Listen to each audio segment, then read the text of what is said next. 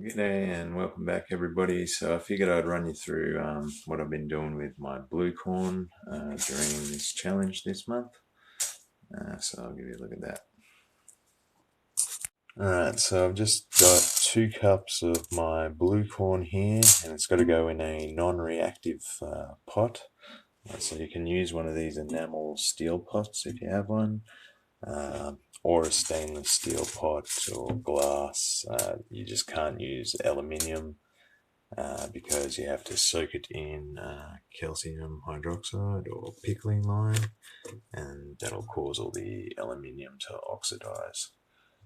Alright, so I'm going to add 6 cups of water to this and a half tablespoon of that. So I just added the water, and if it's homegrown corn, just give it a stir and try and get all the little bits of silk that might be in there out. So yeah, this stuff is pretty caustic, so don't get any dust in the air and breathe it in. You can wear gloves if you're really worried about getting it on your hands, but I'm just going to wash my hands after and it should be alright. So it's about half a tablespoon, and just add it last, just so that if you add it first and add water, it can splash up and get you in the eyes, so you don't want that. And then just stir it to dissolve it.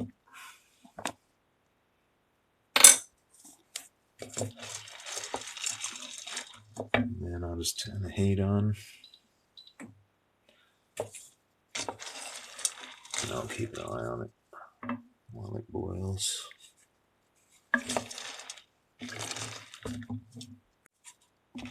So you can see just after a couple of minutes of sitting in this solution, it hasn't even started boiling. You can see they've already started to change color from the original. They look a lot more yellow now. So what this is going to do, after we've heated it up, we're going to let it sit for at least 8 hours, but I think it can go up to 24 hours. And it's going to soften up all the corn. It's going to break down the hard skin on top, and we're going to be able to peel that off and grind it into a dough that you can make tortillas from. So just to do a little litmus strip test, just check out how alkaline that is. I'd say to be between 12 and 13 probably. 11, but that should be good. It's definitely what you're after. Alright, so once this has started boiling, you can just turn down the heat just to keep it at a simmer and set a timer for 15 minutes. And you can give it a stir every now and then if you want, just to make sure nothing's sticking to the bottom, but it should be right, I think.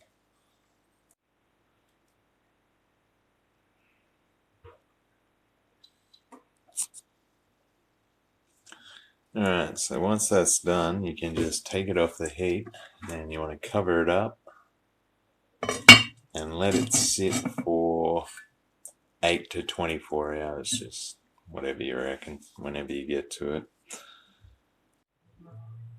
Alright, so this is finished soaking. It's been in there for about 20 hours because I got distracted, but once that's finished, you're going to take it over to the sink, and we're going to rinse out all the excess lime until we get it back down to neutral, and then we'll rub all the little corn kernels and get the caps off, and then all we have to do is grind it and press it. Alright, so once it's in the sink, just start pouring some water in, dilute that lime solution before you go sticking your hands in there, and then just start pouring it off.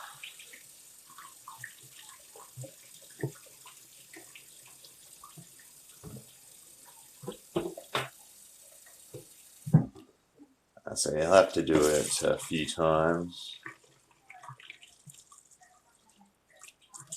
before you get all the lime out of there, but it doesn't take that long really.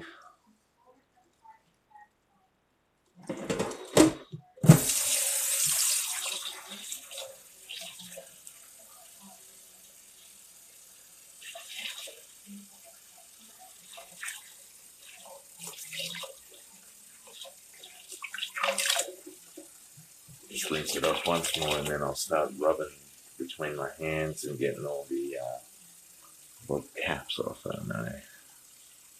You can see that little cap that's come off of that one.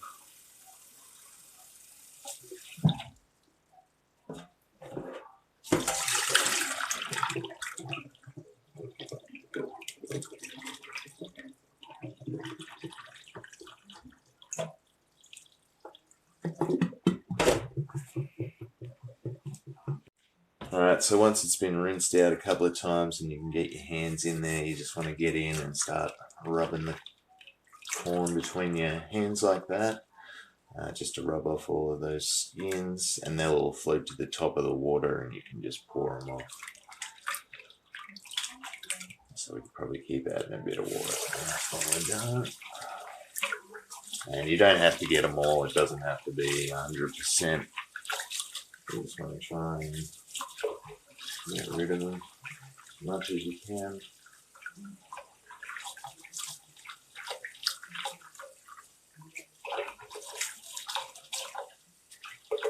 And then just keep pouring it off. So you can see there's a lot of stuff floating in there. That's all those skins that are falling off.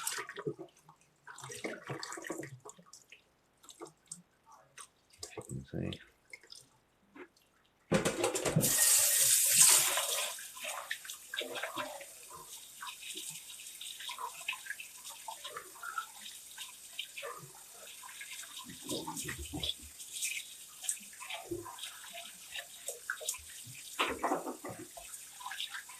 So once you're happy with that, just go ahead and drain it out, and then you can move on to grinding it. But I'm just going to have another couple of rinses, and then I'll be done. It's looking pretty good to me.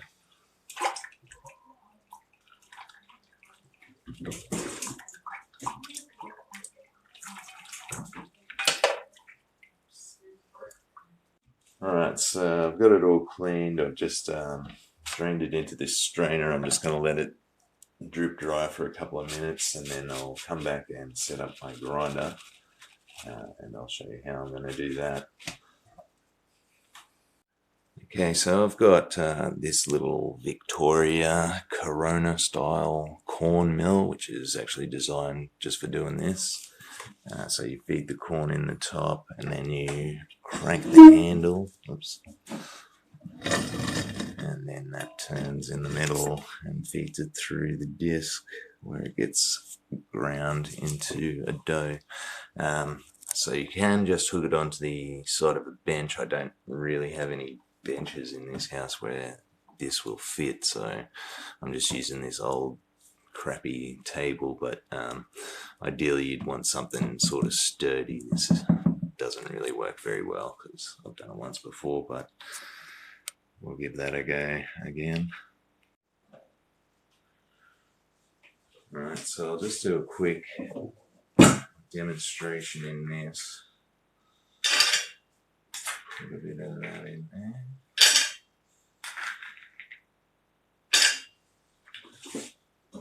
And then I'll grind the rest of it off camera because it's probably going to be a bit noisy with this thing rattling around. Make sure it's set as tight as we go.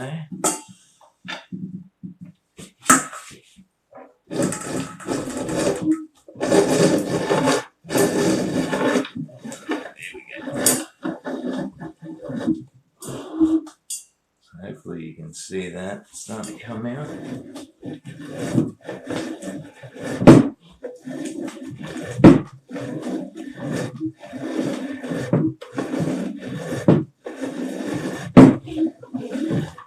So you can see what I mean about the table.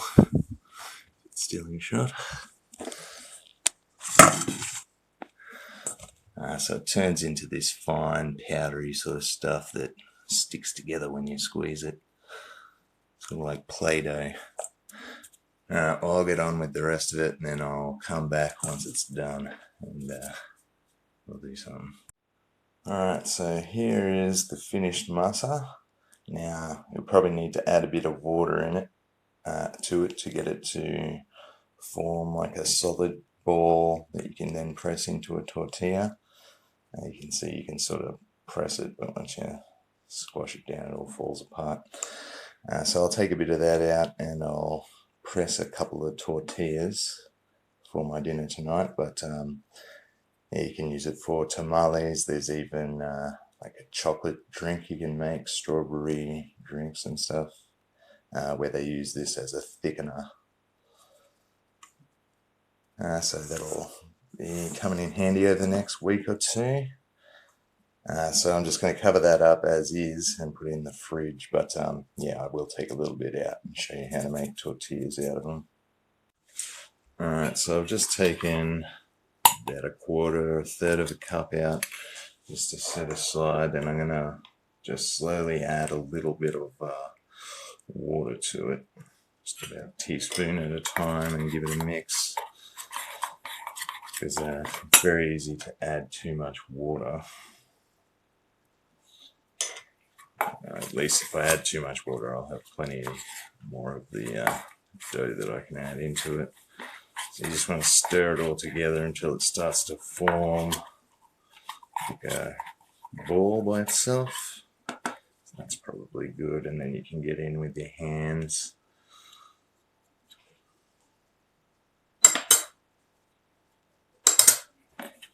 Sort of form it into a nice little ball like that you can then just squeeze out into a tortilla. So it's dough, but it's not like bread dough. It doesn't have the same consistency or elasticity. It is a lot more like Play-Doh. So it really does need to be pressed flat. So you can use a tortilla press. You can buy little cast iron tortilla presses online. Fairly cheap. I don't have one, so I'm just going to be pressing it under a steel pot between two pieces of parchment paper.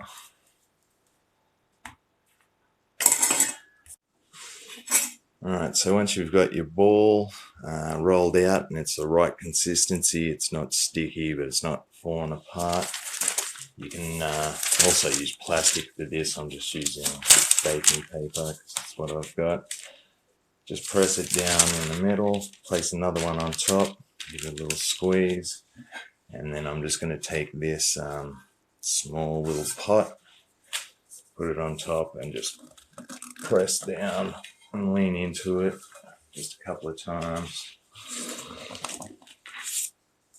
to make sure it presses it all down pretty consistently. And then you want to peel that one off, and then you want to flip it over, peel this one off, and then you have one ready to go in the pan. So I'm just going to leave it here until my pan's ready. Alright, I've just preheated this as a dry frying pan. There's no oil or anything in there. I'm just going to flip it off and pop it down.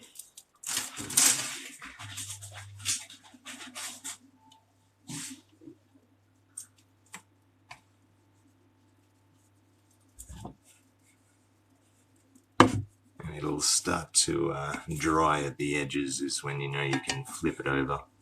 But it really doesn't take very long, only a minute or two.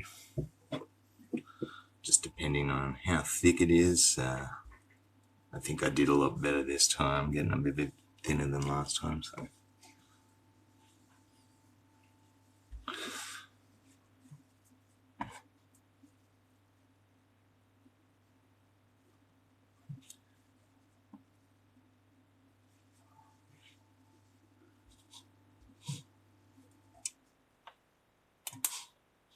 Alright, so the edges have just started to turn a different color, which means it's probably close to flipping time. Try not to do that. That's pretty good.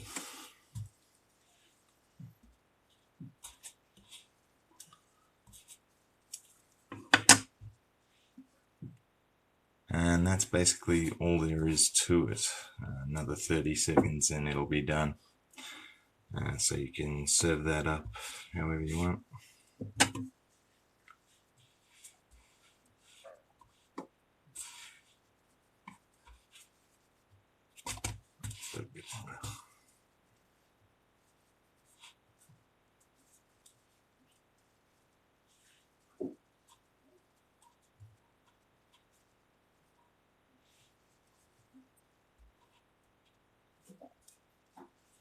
So it can be kind of hard to tell with this blue corn when it's finished. You can see it's all starting to dry out. Call that done. But you can see at the end you get a very flexible hot tortilla. Alright, well that will be something to have for dinner tonight. Alright, thanks for watching and I'll see you next time.